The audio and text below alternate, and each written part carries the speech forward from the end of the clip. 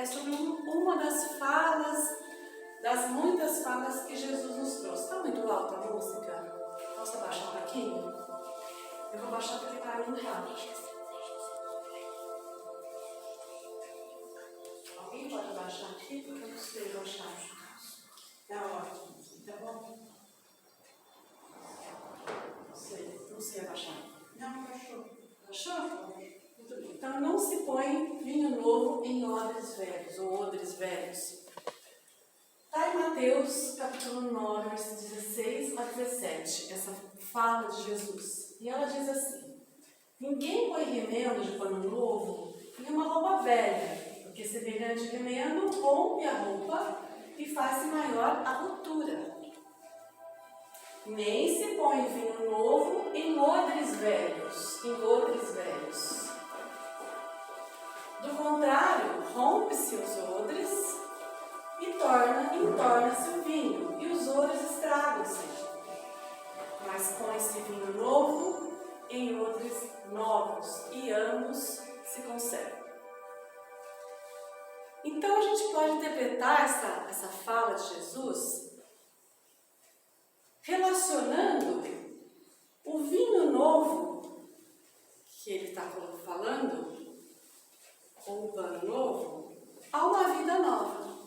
E foi assim que eu interpretei. Nós estamos sempre, eu falo nós, inclusive eu, né? Sempre falando das nossas dificuldades na vida. A gente sempre tem alguma coisa que a gente gostaria de mudar. Tem gente que gostaria de mudar de família, tem gente que gostaria de mudar de emprego, porque não se dá bem com o chefe, ou porque não se dá bem com os colegas, ou porque ganha pouco. Enfim, tem gente que gostaria de morar em outro país, porque, nossa, cansado de morar num país subdesenvolvido, né? Difícil, vida dura. Ah, mas por que eu não nasci na Suécia? País mais feliz do mundo. Eu fui nascer aqui. O que será, né? Gostaria tanto de mudar de vida, mudar e trabalhar na Suécia. Gente, já pensou que maravilha? A gente vive sempre, né? Falando das nossas limitações, dos nossos sofrimentos, que o Evangelho, ele sabe tanto disso, o Evangelho segundo o Espiritismo, porque ele tem uma palavra lá que chama vicissitudes. Quem lê o Evangelho segundo o Espiritismo vê que aparecem vicissitudes o Evangelho inteiro. Então eu fiz questão de trazer aqui vicissitudes, é sinônimo de dificuldade, de sofrimento, de limitação. Então quando eu falar vicissitudes, você já pensa que é a minha vida. Né? Geralmente a minha vida está sempre complicada. Como eu queria uma vida nova. A gente faz muito isso no final do ano, quando vira o calendário, né? E a gente faz as nossas promessas, a gente faz simpatia para arrumar um emprego novo, ou arrumar um emprego, ou arrumar um casamento, né? Enfim, a gente faz algumas promessas, uma tentativa de trocar, né? Aquela troca, oh meu Deus, eu faço isso sem aquilo, né? Mas a gente esquece que para mudar de vida, a gente tem que passar por esse ensino de Jesus, que nós acabamos de ler, né? Que fala assim: o vinho novo coloca-se em vasilha nova. Se eu quero uma vida nova para mim, eu sou a vasilha, onde a vida nova vai se instalar. Como é que está a minha vasilha? Como é que eu estou em termos de renovação de mim mesma? Eu continuo a mesma pessoa que fui há 10, 20 anos atrás, com as mesmas atitudes, com os mesmos sentimentos, com o mesmo comportamento, com a mesma forma de ver o mundo, ou eu estou renovando isso aos poucos? Então a questão é, uma vida nova significa que eu quero uma vida feliz, eu quero felicidade para mim, não é? Mas eu cultivo a felicidade ou eu cultivo a reclamação e o pessimismo? Eu cultivo a alegria ou eu cultivo o ressentimento e a mágoa? Eu dou mais ênfase ênfase nas minhas conversas com os meus companheiros de caminhada ou comigo mesmo, na minha conversa íntima, eu dou mais ênfase aos meus ressentimentos, àquela pessoa que me passou a perna, àquela pessoa que falou mal de mim, àquela injustiça que eu sofri, ou eu dou ênfase àquele companheiro maravilhoso que eu tenho do lado, o filho bom que está saudável, indo bem na vida, companheiro. Dou ênfase no que eu tenho de bom ou dou ênfase no que eu tenho de negativo? Eu vejo o copo meio cheio ou o copo meio vazio? Não é? Então, isso faz parte de renovar atitudes. A gente está falando assim, olha, para o espírito receber coisas novas, vida nova, experiências diferentes, eu preciso estar preparado para essas experiências. Então, tem que renovar eu mesma. Eu tenho que estar renovando. Porque, afinal de contas, o que são os sofrimentos da gente? Né? A gente vai fazer uma reflexão sobre isso. Porque todos nós sofremos.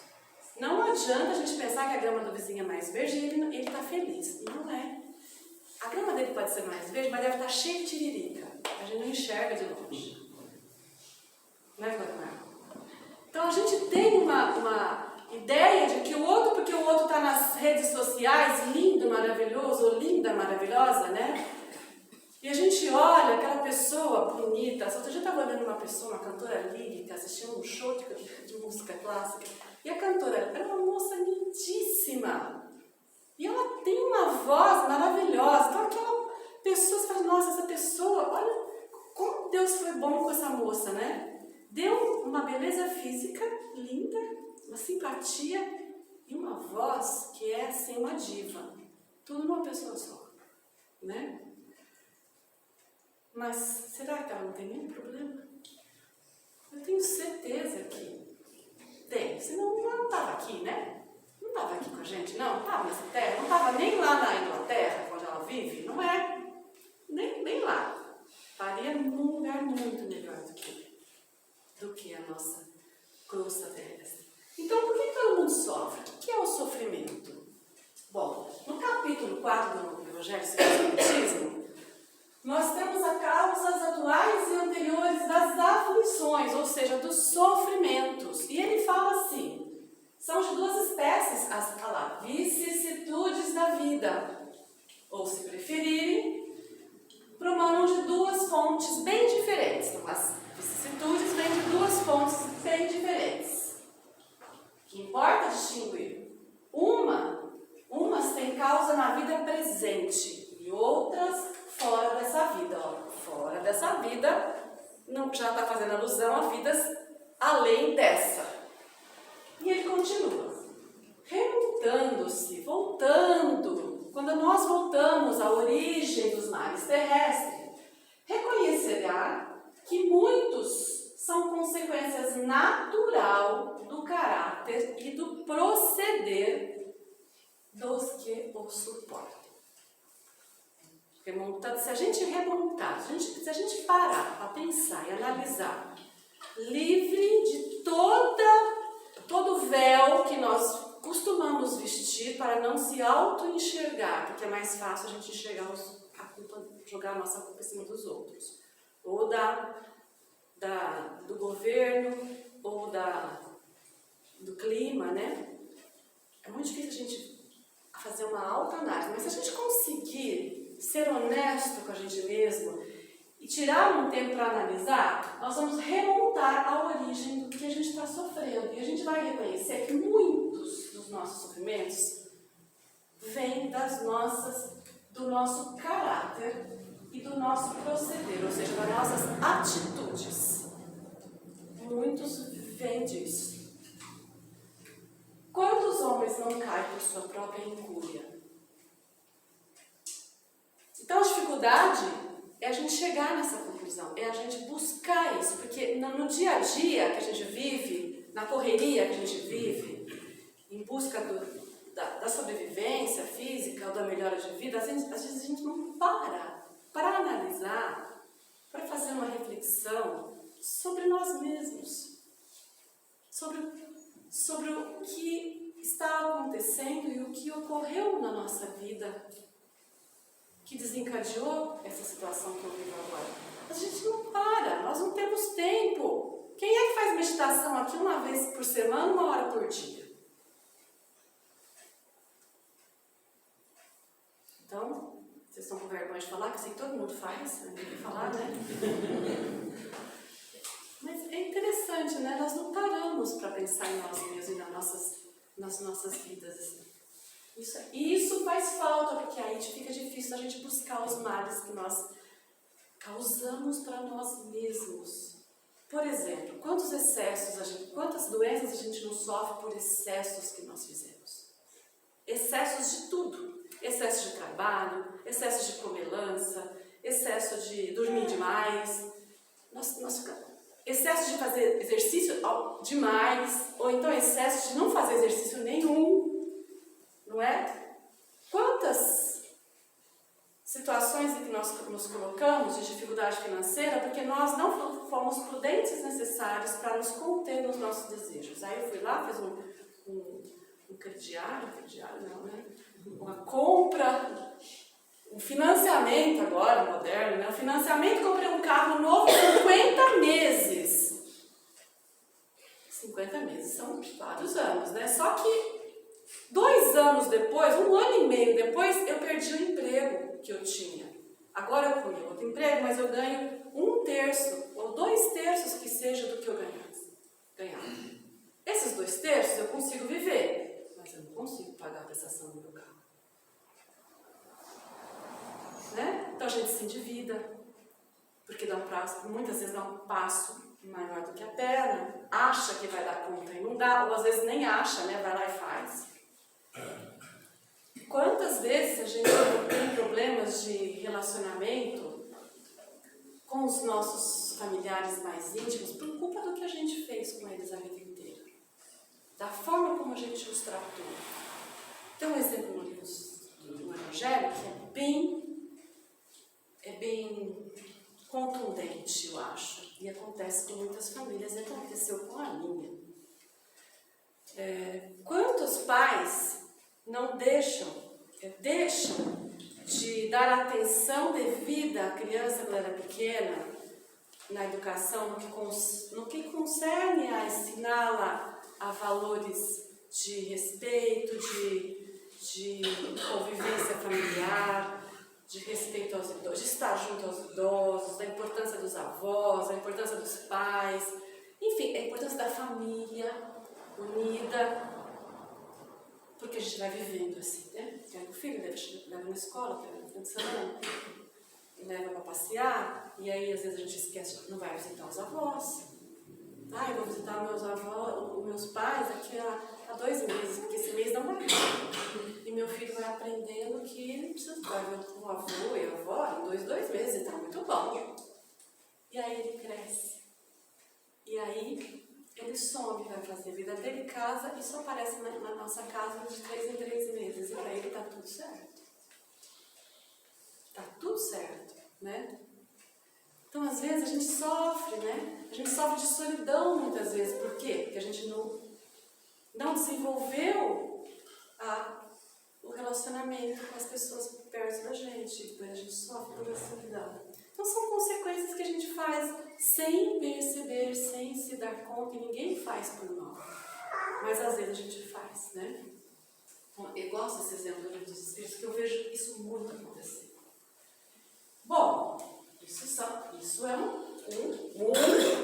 uma das causas. A outra causa é quando tem males nessa vida cuja causa primária é o homem, outros também há, pelo menos na aparência, ele o homem, é completamente estranho, que parece atingi-lo por fatalidade. Então são males que, pelo menos na aparência, não me pertencem. Eu tenho esse mal, mas esse mal não me pertence, é estranho a mim.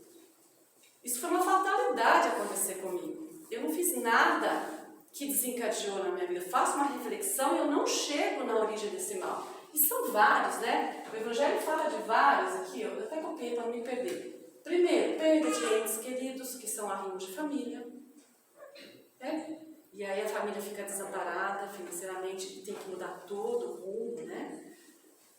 Acidentes, que ninguém não é previsível, então eu estou na minha pista certinha na rodovia, sou um motorista cuidadoso, mas o caminhão que vem do outro lado da pista perdeu o freio e atravessou a pista e bateu no meu carro. Fiz nada de errado, não é? Apesar de eu nunca ter feito dívida, mas deu um revés, eu sempre fiz poupança pensando no meu futuro. Olha que interessante, né? Vamos lá todo mês com um dinheirinho na poupança, pensando no futuro da gente, quando ficar velho, o que é o certo.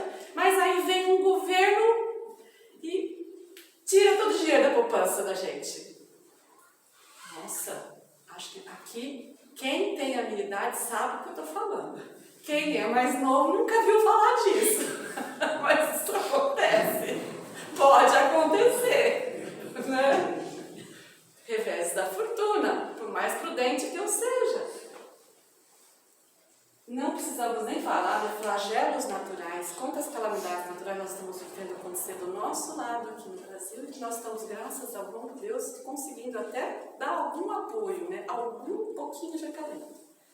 Quem estava lá, naquela cidade, fez alguma coisa para merecer a água entrar na casa dele, na cidade inteira? Não fez. Ele foi morar num lugar que falaram para ele que podia mesmo morar. Às vezes ele até nasceu ali, né? Nasceu, viveu a vida inteira ali. No entanto, perdeu tudo. Enfermidades de nascença, a pessoa nasce com problemas que não consegue nem se trabalhar para ter seu autossustento e fica dependente da família e da sociedade. Ele não teve, porque ele nasceu assim. Não é? E morte de seres ainda bem novos, né, que nem viveram direito, já crianças que desencarnam, muitas vezes. E a gente pensa, mas por que aconteceu isso? Então são problemas, são sofrimentos que acontecem e que nenhuma filosofia pode resolver. Nenhuma religião até agora pode justificar, que são todos, seriam a negação da bondade de Deus, seriam, não é? Da justiça, da providência de Deus, se verificasse, né, se levasse em consideração a hipótese de ser criada a alma ao mesmo tempo que o corpo. Então, seria uma justiça se a gente considerasse que a alma foi criada no mesmo momento que o corpo. Então eu nasci, eu existo desde que meu corpo existe, ponto. Antes dele não existia. Então isso seria uma injustiça, porque como é que eu nasci com uma doença de nascença? E você nasceu perfeito sem nenhuma doença? Onde estaria a justiça divina, né? E a gente que é espírita sabe que não é assim. Porque mesmo porque, né? Não existe efeito sem causa. Se tem uma causa, você tem um efeito, teve causa. E se a causa não está nessa vida, está na vida passada que eu vivenciei, que eu experimentei.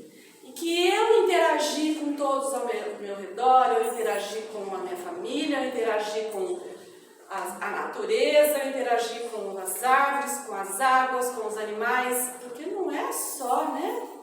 Só homens e mulheres, seres humanos, não. Nós interagimos com o planeta inteiro. Então, a causa sempre vai estar em nós mesmos. Ou sou eu ali atrás, agora atrás, ou sou eu lá atrás de novo. Sou eu e eu a causa. Só que a gente não lembra.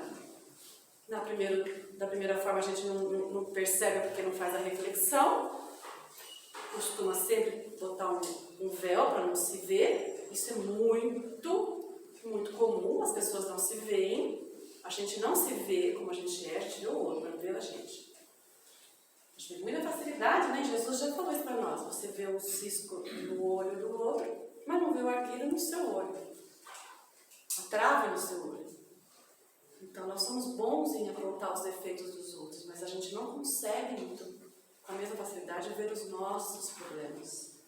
Então, é isso. Ou fomos nós agora ou fomos nós lá atrás. E aí nós não lembramos do lá atrás.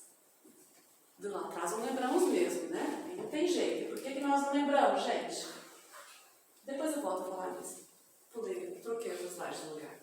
O objetivo desses sofrimentos todos, quer seja origem de agora, dessa vida ainda ou de vidas anteriores, o objetivo é a gente aprender as leis divinas, é a gente viver de acordo com as leis divinas. E viver de acordo com as leis divinas significa desligar o nosso ego da tomada. O ego que faz a gente ver a gente em primeiro lugar. Primeiro eu, depois o restante. Eu estou bem? Ah, isso é bom para mim. Então tudo bem, então eu aceito. Ah, isso é bom para o grupo, mas para mim não é bom, então eu não aceito. Nós tendemos a ser assim, né? Nós tendemos a fazer esse tipo de... sempre nos colocar em primeiro lugar. Então vieram os profetas, desde sempre nos mostrando o caminho certo. E o profeta que nós temos mais perto aqui de todos os antigos foi Moisés, com os 10 mandamentos. Todos nós sabemos de cor os 10 mandamentos. Sabemos de cor. Aí veio Jesus e resumiu esses 10 mandamentos nessa linha. Amar a Deus sobre todas as coisas e ao próximo como a ti mesmo. Então, quando nós amamos a Deus sobre todas as coisas, nós nos colocamos numa situação bem, né? É Deus e onde eu estou, né? Nós nos enxergamos em relação à divindade. Mexe um pouquinho com o nosso orgulho. E quando nós amamos ao próximo como nós mesmos, nós colocamos o próximo no mesmo patamar que é bom, que sou eu. Então, não é bom para mim, mas é bom para você? Bom, então, eu acho que eu posso conceder um pouco. Dessa vez eu cedo. Na próxima você cede. Então, aprender a concessão. Aprender o perdão, que é muito difícil. Parece ser fácil, mas é uma das coisas mais difíceis. Quando a gente passa por injúrias morais, é muito difícil mesmo. E aprender a viver em fraternidade. Então, a lei está aí. Ela já nos foi colocada muitas vezes e há muito tempo. E há 2000 anos, ela foi, além de colocada, ela foi vivenciada por Jesus. Nós sabemos a lei, nós conhecemos a lei, nós vivemos a lei. Então, o que eu chamei aqui de internalizar a lei divina é você viver a lei sem precisar pensar. Por exemplo, eu não preciso pensar para respirar. Eu respiro. Respirar está dentro de mim. Eu não preciso pensar para andar, eu sei andar. Agora, se eu vou num país aí, hoje em dia aqui no Brasil já tem bastante coisa, né? Assim, tem algumas lojinhas que você não tem cobrador. A lojinha você pega o que você quer, lojinhas de mercadoria de conveniência, você passa no caixa e você paga com o teu cartão. E vai embora, ninguém te vê, ninguém te cobra. Eu acho que muitas pessoas, numa loja dessa, vai pensar, nossa, e se eu for embora e não pagar, o que vai acontecer? Eu sei que está errado, mas será que vão me pegar? Eu sei que está errado, mas eu não internalizei. Se eu não tiver dinheiro para comprar o ônibus, para passagem de ônibus, eu tenho que andar 10 km da minha casa. E no meu ônibus não tem cobrador, é só passar no cartãozinho e entrar, ninguém cobra. Eu entro e sento sem passar o cartãozinho ou eu ando os 10 quilômetros?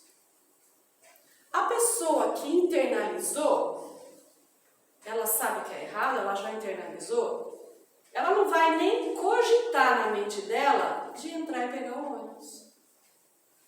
Ela vai andar ou ela vai pedir ajuda para alguém.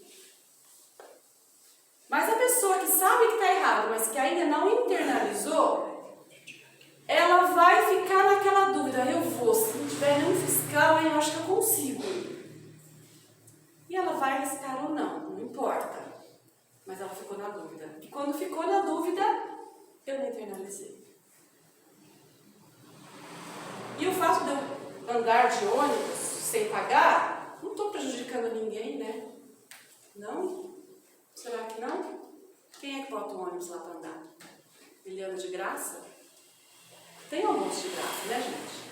Tem uma folha que você desvia de algum lugar que está lá no escritório, não está ali de graça. Então eu estou sim lesando alguém. Mas não é nada isso. Que é isso? Centavos. O que importa não é o valor monetário, é o valor da atitude. É a atitude, né? Porque quando você lesa no pequeno, você lesa no grande. Você só não faz o grande porque você tem medo das leis, de ser pego. Porque está dentro, a atitude está dentro. Então, o sofrimento, ele vem, voltando para o sofrimento, é para nos ensinar que, como é que é o pau que dá em Chico, dá em Francisco? O que dói em mim, de me roubarem, vai doer também nela. Então, eu não vou roubar, porque eu sei que dói. Aí, quando eu for roubada e doer em mim, eu internalizo aquele sentimento. Por isso que a gente aprende na dor, né? Eu internalizo, porque eu sei que, agora eu sei que dói. Senão eu vou achar, mas eu só estou tirando meu colarzinho dela, não vai nem sentir falta. Eu não tenho a dimensão da dor que eu estou provocando por uma coisa que para mim é nada. Não importa, para ela pode ser muita coisa. Não é? Para a natureza pode ser muita coisa. Sujar os rios com sujeira, né, que a gente fez, a humanidade tem feito, isso é muita coisa. Parece que é uma bobagem, né? Vou pegar o meu lixo e vou jogar lá um sofá velho que eu não estou de jogar, vou jogar dentro do rio, ninguém vai ver. E quantos, hein? Quantos temos assim? São atitudes que eu só vou dar conta da poluição que eu causei, eu, humanidade, nós, na sociedade. Causamos nas nossas águas o dia que a gente não tiver mais água para beber. E tiver que racionalizar a água. Aí a gente fala, nossa, não vamos gastar água de jeito nenhum irrigando essas plantas, lavando o carro, porque não tem água. Não é assim? E aí a gente internaliza a carência da água e a necessidade de cuidar bem da água. E a gente passa a agir de forma diferente. Então o sofrimento, ele nos ajuda a renovar nossas atitudes. A renovar nós mesmos. Para que a gente receba a vida nova. Mas por que eu não me lembro? Bom, isso é uma outra questão. Eu não lembro do que eu fiz na vida passada. Primeiro porque a gente está sempre voltando em grupos kármicos semelhantes, compostos pelos mesmos atores. Muda a peça teatral, a peça agora tem outro conteúdo, né? Mas os atores são os mesmos. E o que está hoje meu filho foi meu irmão que me passou a perna na vida passada. Ou vice-versa. Eu, que sou pai, eu destruí a vida do que hoje está meu filho. E agora nós estamos convivendo de novo, resetados do zero. Para que nessa convivência agora, novos valores sejam desenvolvidos e a gente comece a se amar. E o amor cobre 1 milhão de pecados, não é? O amor que vai surgindo por aquele ser que hoje é seu pai, ou seu filho, ou seu irmão, que te trata tão bem, com tanto carinho, seus avós, esse amor vai ser tão forte que quando você for embora daqui e fala assim, nossa, mas ele fez aquilo para mim, nossa, mas ele fez aquilo lá atrás, o que ele fez nessa vida já compensou tudo, agora eu gosto dele igual. Então a gente esquece mesmo para a gente poder poder conviver nas relações sociais de uma forma assim que não seja, tenha constrangimentos de lembrar, humilhações, né? Porque muitas vezes são situações difíceis que a gente passou. Não exaltar o nosso orgulho, porque eu sei que eu fui rainha da França, mas, sabe, isso tem menor importância hoje, né? Então, se eu lembrasse, né? Será? Limitando as nossas relações sociais. O que a gente tem sempre na nossa mente, no nosso subconsciente, é a lei divina, que a gente sabe que é o certo e o que é errado. Isso está marcado dentro de nós, a gente sabe. A gente sabe que a gente está fazendo coisa errada, a gente sabe quando a gente está fazendo a coisa certa. Não precisa ninguém falar para nós, está lá no nosso subconsciente, né? E nós também, se nós fizermos aquela análise lá que eu falei para vocês, 1 hora por semana, perceber as nossas tendências. Se eu sou uma pessoa que me irrito muito, quando eu não consigo que o grupo faça a tarefa do jeito que eu quero que ela faça, que eu quero que o centro tenha filas assim e não assim, e eu chego aqui e está assim, isso me irrita profundamente, eu já sei que eu tenho uma tendência autoritária que eu gostava de mandar na outra vida. É só observar, né? Então a gente sabe, pelas nossas tendências a gente consegue ver tentar assim, olha, desconfiar de alguma coisa que a gente não se lembra. Mas Jesus, né, que é o nosso mestre, apesar de tudo isso, ele disse para nós, bem-aventurados os aflitos, porque eles serão consolados. E ele fala assim, ó, no Livro dos Espíritos, isso aqui, tá, gente? Jesus aponta a compensação que hão de ter os que sofrem e a resignação que leva o padecente a bendizer do sofrimento como prelúdio de cura. Então eu vou ler bem devagar. Jesus promete o consolo para todos que sofrem, tá? Que tem resignação. O que é resignação? Resignação é o consentimento do coração. Aceitação. Aceitação. Eu não posso mudar isso, então eu aceito. Eu aceito sem revolta. E até eu que sou padecente, essa resignação me leva a bendizer. Obrigada, Senhor, pelo sofrimento que eu estou passando, porque eu sei que é Ele que vai me curar. Prelúdio da cura. Tá lá, não fui eu não, hein, gente? Tá lá. Então, obediência é o consentimento da razão e resignação é o consentimento do coração. Forças ativas